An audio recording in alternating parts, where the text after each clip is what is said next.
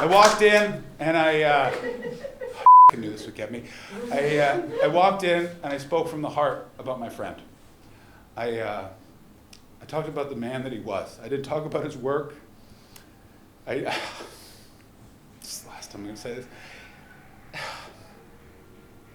I talked about how he was a person that walked this earth just wanting to make sure everyone was included. If you were at a party with new people that you barely knew and he was there, he would absolutely make sure you were included. He just wanted you to change his mind, and he wanted you to change your mind. The world is less curious and less interesting now that he no longer walks among us. I miss him every day, and I really liked doing this show because I got to talk about him, and I'm gonna miss it. And I'm so happy I got to spend this month in this room telling jokes to people that would laugh most of the time that he and I worked on together, and I never get to do that again.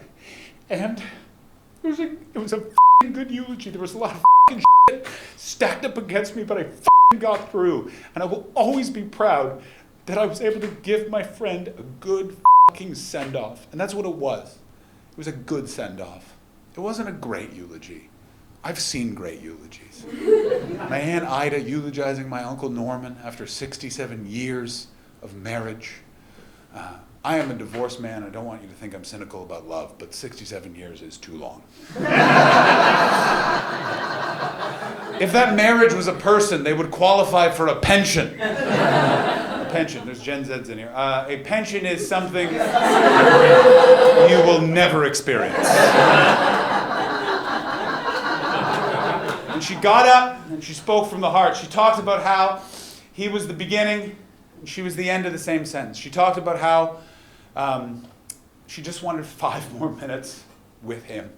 Not to say goodbye or I love you, just 5 more minutes.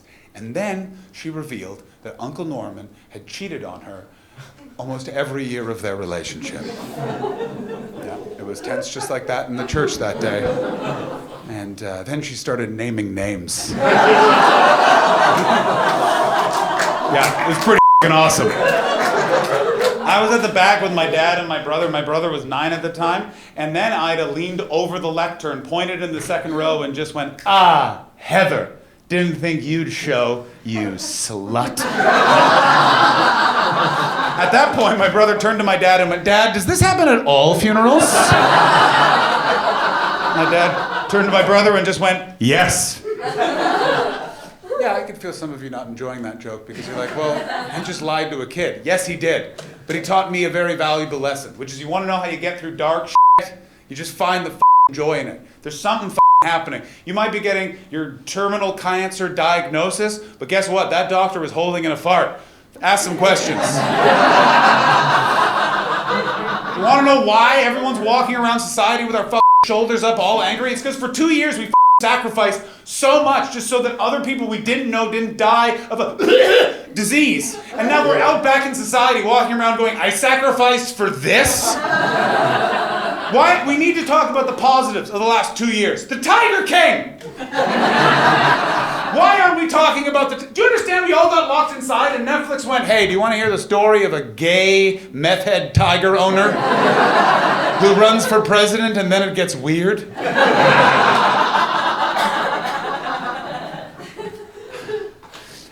I genuinely think that that's the way forward. And you guys, that's why you're here tonight. You know what I mean? That's why you came into this Neil Gaiman decided venue. And as you leave, you're going to put some joy in my bucket. That's right. I know the amount of you that bought tickets, and there's a lot more of you than them. That's why we'll see you after. Bring money.